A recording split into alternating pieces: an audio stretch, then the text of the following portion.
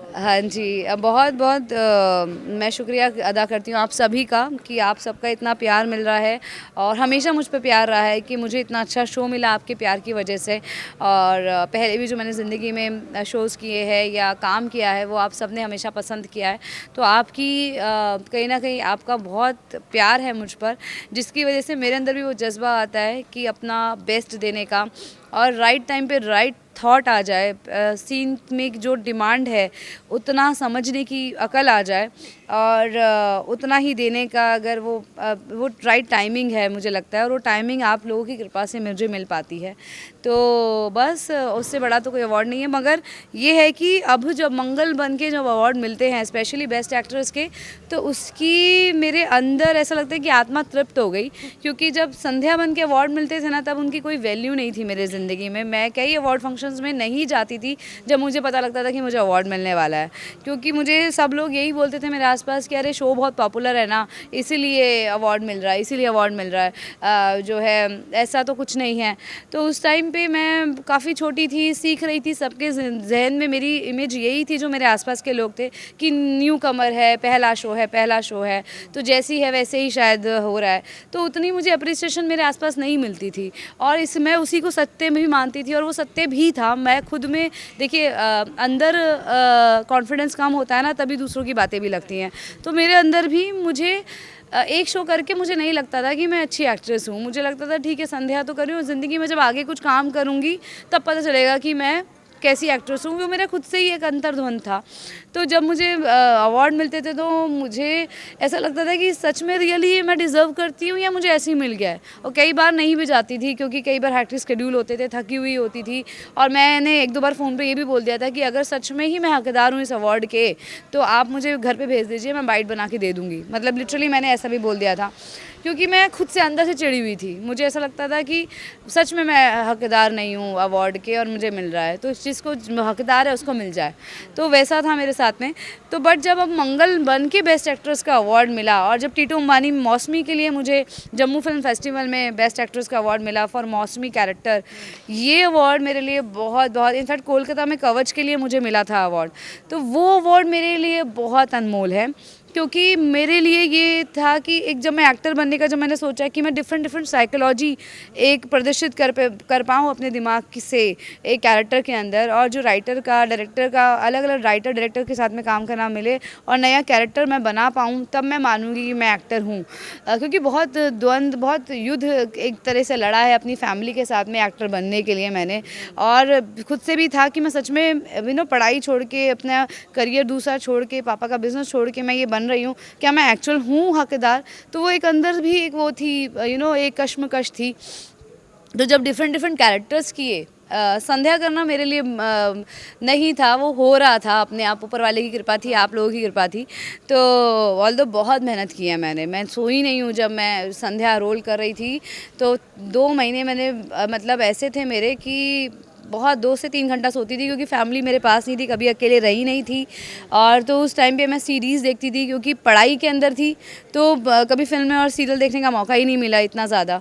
तो उस टाइम पे इतना बड़ा किरदार मिल गया, तो जितनी भी उससे रिलेटेड सब्जेक्ट की पिक्चर्स थी वो सब देख डाली थी मैंने। किल बिल, हॉलीवुड, साउथ फिल्में, बॉलीवुड की फिल्में सब, मैं सीडी प्लेयर था मेरे पास में, लैपटॉप था उसमें मैं देखती थी।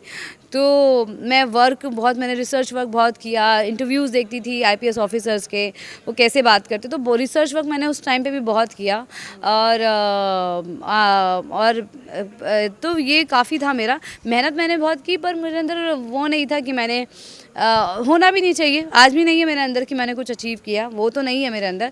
क्योंकि वो कहीं ना कहीं आपकी कला को कहीं ना कहीं प्राइड आपकी कला को आड़े आ जाता है, तो वो तो नहीं है। मगर एक सुकून मिलता है, अब जब बेस्ट एक्ट्रेस का अवार्ड मिलता है ना, तो एक सुकून मिलता है कि फाइनली मैंने अपने जो मेरा अंदर से एक था कि मैं हूँ कि नहीं हूँ, मैं कर पाऊँगी कि नहीं, ये करियर मैंने इतना उससे चूज़ तो कर लिया है, क्या मैं डिफरेंट डिफरेंट साइकोलॉजी एक अलग अलग किरदारों में दिखा पाऊँगी, तो वो मुझे सुकून मिलता है। कि मंगल वॉज वेरी टफ, मौसमी भी टफ था मेरे लिए, टीटू अंबानी की मौसमी, और ये मंगल मेरे लिए बहुत टफ था। जब ये रोल ही आया था तो मैं सोची थी कि मुझे मतलब अगर ये मैंने ढंग से नहीं किया तो मेरा करियर डूब जाएगा, इस लेवल पे मैं खड़ी थी। क्योंकि वो सत्य है, अगर आप एकदम एक्सट्रीम कैरेक्टर लेते हो अपनी इमेज और अपनी बॉडी लैंग्वेज, अपनी सोच के से अलग, तो बहुत सारे चांसेस होते हैं, अगर आप कन्विक्शन से उसको नहीं उतार पाते, कि लोगों के दिमाग में आपकी बैड एक्टर की इमेज भी आ जाती है। तो ये बहुत सारी चीज़ें थी कि अगर ये ढंग से नहीं किया तो बेस्ट एक्ट्रेस तो क्या, बैड एक्ट्रेस में आ जाऊंगी। तो जब इसको बहुत मेहनत की है इसके ऊपर भी मैंने, और कहीं ना कहीं एक ज़िम्मेदारी भी थी, क्योंकि जिन लड़कियों के साथ में, जिन लेडीज़ के साथ में डिवोर्स होता है, उनके जो पूरे डिवोटेड होके अपना घर चलाती हैं, और उसके बाद पति का किसी और उनके लाइफ में कुछ और कोई और औरत आ जाए, तो सास बहू के जो रिश्ते होते हैं, बच्चों के साथ जो रिश्ते होते हैं, वो जब अलग होने लगते हैं, और कैसे वो रहना चाहती है मगर अब उसकी हस्बैंड की ज़िंदगी में ही कोई और है, उसकी जगह ही नहीं है, तो वो क्या करे। और पूरी ज़िंदगी 15 साल डिवोट करने के बाद में आपको अपना करियर बनाना है, और आप पढ़े लिखे भी नहीं हो, क्योंकि आपने डिवोटेड 9th पास हो और डिवोशन दिया अपनी फैमिली को लेकर, उसी को प्रायोरिटी रखी, ना अपने लिए कुछ सोचा, और अब अचानक से आप ऐसे दो राय पे आ जाते हो कि आपको अपने बच्चों की कस्टडी पाने के लिए आपको जॉब करना ज़रूरी है, कि आपको कोर्ट में दिखाना है कि आप इनको संभाल सकते हो। तो वो एक बहुत जिम्मेदारी वाला किरदार है, जैसे संध्या भी था। तो बहुत सारे गूज़बम्स थे कि इसको सही करना है, अवार्ड मिले ना मिले मगर इस किरदार को सही करना है। तो अब जब इसके लिए अवार्ड मिलता है तो मुझे ऐसा लगता है कि मतलब ये आप सब, मैं बहुत ग्रेटफुल होती हूँ पूरी कायनात के लिए, यूनिवर्स के लिए, आप सब के लिए, कि कहीं ना कहीं मेरी प्रेयर्स सुन ली गई। और हम सबकी प्रेयर्स, सुजैना मैम जो मेरी प्रोड्यूसर हैं, जिन्होंने मुझ पर ये विश्वास दिखाया, गरिमा मैम जो हमारी क्रिएटिव डायरेक्टर है, कलर्स चैनल ने, स्पेशली सुजैना मैम, गरिमा मैम और मेरे फ़हीम सर जो मेरे डायरेक्टर हैं, कि उन्होंने ये विश्वास दिखाया कि मैं ये कैरेक्टर कर सकती हूँ। क्योंकि 4 से 5 मॉक टेस्ट अलग अलग एक्ट्रेसेस के भी हुए थे, और उनमें से मुझे चूज़ किया गया। तो मैं बहुत अपने को ग्रेटफुल समझती हूँ कि ये उन्होंने मुझे चूज़ किया और मैं ये कर पाई उनकी चूज़ करने की वजह से, और मेरे अंदर ये कॉन्फिडेंस आया कि मैं एक अच्छी एक्ट्रेस हूँ। अगर मंगल नहीं मेरी ज़िंदगी में आती तो मैं कभी अपने ऊपर यकीन नहीं कर पाती। मैं यही समझती रह जाती कि हाँ मैं पॉपुलर हो गई हूँ ना, पॉपुलर शो किया है ना, इसलिए अवार्ड मिलते हैं। कभी ये नहीं मान पाती कि हाँ मुझे काम भी आता है, अच्छे से आता है काम। मतलब भले ही आप माने ना माने, हमने तो संध्या के ही टाइम मान लिया था कि आप एक अमेजिंग देखिए, जो आपने मान लिया था कि जब मैं संध्या करती थी कि मैं अच्छी एक्ट्रेस हूँ, देखिए जो बाहरी आवरण होता है ना, और जो एक्टर के आसपास की जो दुनिया होती है ना, बहुत अलग होती है, बहुत अलग होती है। कोई कहता नहीं है मगर एक एक्टर की अपनी कश्मकश, अपनी परेशानियाँ होती है, क्योंकि एक्टर कह नहीं सकता है, एक्टर वो परेशानियाँ कह नहीं सकते, क्योंकि उसको ऑलरेडी आप सबका इतना प्यार मिला है ना कि अगर वो कहेगा तो छोटा हो जाएगा। तो और अपनी पीड़ाएं, अपनी प्रॉब्लम्स बतानी भी चाहिए, और एक्टर अपनी पीड़ाएं, अपने प्रॉब्लम्स अपने पास रखता है, क्योंकि वो स्क्रीन के लिए बचा के रखता है।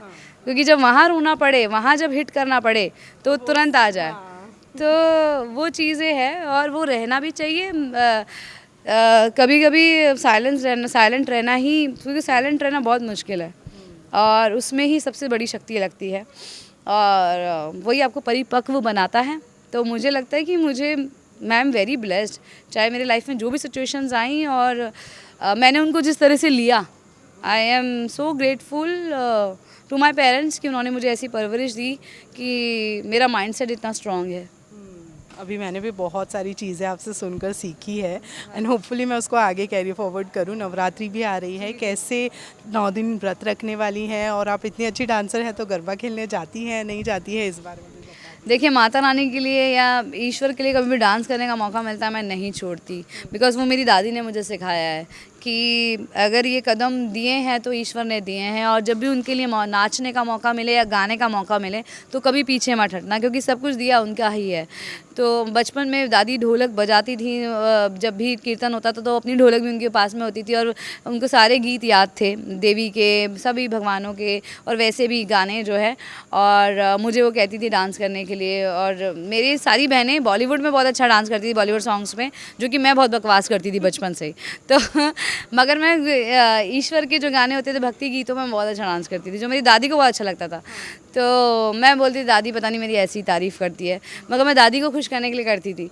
तो वो है, वो आज भी गरबा हो या फिर ओडिसी नृत्य हो, जहाँ भी ईश्वर के लिए डांस करना हो या गणपति विसर्जन में डांस करना हो, I am always there because I feel my dadi is watching from the above and she is seeing me and मुझे गूज़बम्स आते हैं और मुझे लगता है मेरी दादी को खुश कर रही हूँ, मैं ईश्वर को खुश कर रही हूँ। और यह मेरी परवरिश है, ये उसको जी रही हूँ, अपने बचपन को जी रही हूँ।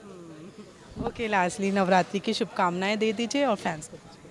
मैं बस यही कहूँगी कि माता रानी, जैसे मंगल भी कह रही है कि माता रानी आपके सारे दुख हर ले जाए, आपकी सारी मुश्किलें, आपकी सारी उलझनें ज़िंदगी से दूर हो जाएं।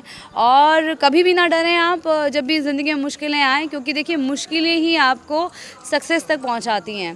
तो जब तक वो आपको तैयार करती हैं आने वाले कल के लिए, तो उनको जिए, उनसे भागे ना, उनका डट कर सामना करें, ताकि आप आने वाले कल में जो लिखा है उसके लिए तैयार हो जाएं और ज़िंदगी को जिए। सुख और दुख कोई चीज़ नहीं होती, is just that we have to live and we have to live fully in the present moment, enjoy it and अकेले आए थे अकेले ही जाएंगे, तो ये ज़िंदगी जो है उसको खूब मज़े से जिएँ। किसी चीज़ की शिकवा या गम ना रखें, किसी की बात पे रूठे ना, अपने अंदर रहें, अपने लिए काम करें, अपने आप में खुश रहें, बस और क्या है। और बाकी जहाँ मौका मिले नाचने गाने का ज़रूर गाएं, ज़रूर नाचें, वो दिल खुश रखता है। एक्सरसाइज करने का मौका मिले तो ज़रूर करें, कम से कम 20 मिनट करें, क्योंकि आपको कहीं ना कहीं एनर्जी तो वहीं से आती है जब आप अपने आप को टाइम देते हैं। तो अपने आप को टाइम देने से बिल्कुल ना हटे, पीछे ना हटे, अपने आप को वक्त ज़रूर दें। Thank you so much. Thank you. Happy Navratri. Thank you so much. Thank you.